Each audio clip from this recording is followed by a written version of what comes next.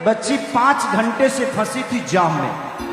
आ जाइए, आप ही फंसी थी, कोई बात नहीं। 5 घंटा देखिए, आप लोगों ने इतना मुनमा के बदमाशी से इस मेला को प्यार दिया है कि ये बच्ची 5 घंटे से फंसी थी जाम में। 20 किलोमीटर तक रोड भी नहीं दिख रहा है। ये इतना, आप लोग अपने लिए एक बार हल्ला करो, खुद के लिए हल्ला करो, खुद के लिए,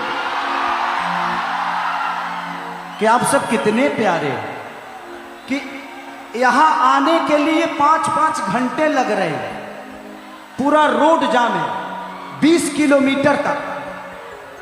मुझे लगता है कि किसी नेता के बुलाने पे भी इतने लोग नहीं जाते होंगे। ऐसा जन सैलाब, इतना प्यार आप पप्पू भैया को देते हो, ये खुशनसीब हैं। और इनसे भी ज्यादा खुशनसीब आप सब हो कि आप लोगों को ऐसा बेटा, ऐसा भाई, ऐसा पिता, ऐसा कार्यकर्ता, ये नेता बन के मुझे नहीं लगता कि ये नेता है। ये तो सबके दिल के धड़कन है।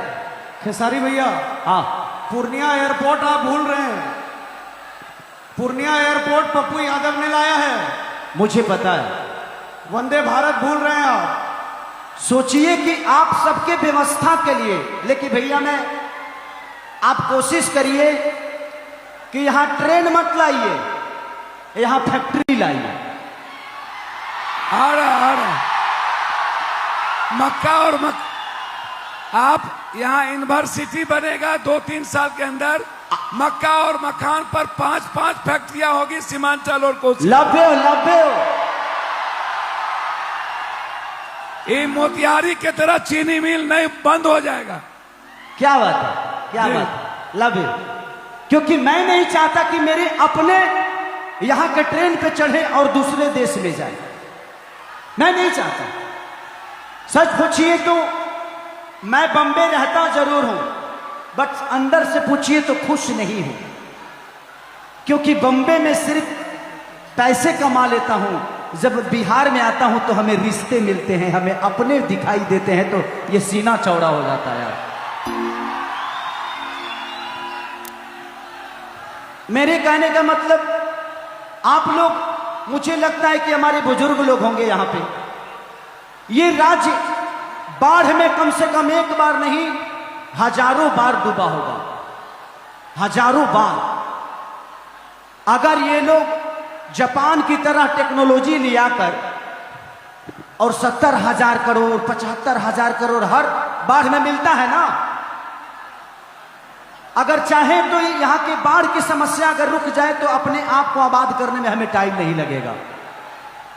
लेकिन पता नहीं भगवान क्या जाने, मैं किसी सरकार को दोष नहीं दे रहा हूं, मैं दोष इसमें आप सबका है कि आपको अपने जात का नेता चाहिए, आपको अपने खानदान का नेता चाहिए, तो विकास कहां से होगा? आप प्रयास करिए कि बेहतर इंसान को जिताइए जो आपके दर्द को समझता है। एक बार अपनी दिल की बात सुनिए, अपनी दिल की बात। आपने भी अपने जीवन को बर्बाद किया और आपका आने वाला बेटा भी जीवन ऐसे ही बर्बाद कर लेगा। तो एक बार खुद के लिए, बच्चों के भविष्य के लिए सोच के काम करिए। मैं किसी का विरोधी नहीं हूं, मैं एक कलाकार हूं और मैं आजीवन कलाकार ही रहना चाहता।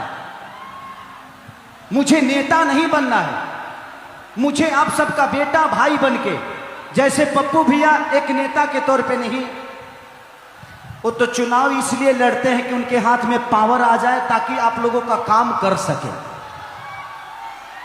अदरवाइज ऐसे इंसान इस धरती पे पैदा कहां होते हैं? दो गाना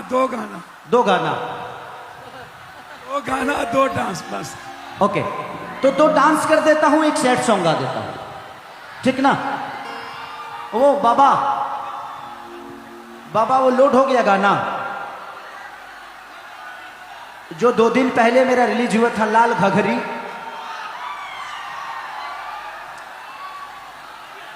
हो गया, जाओ लगाओ। अच्छा, आप लोग अभी आए हो ना? कोई नहीं, कोई नहीं। लाल घघरी लगा दो।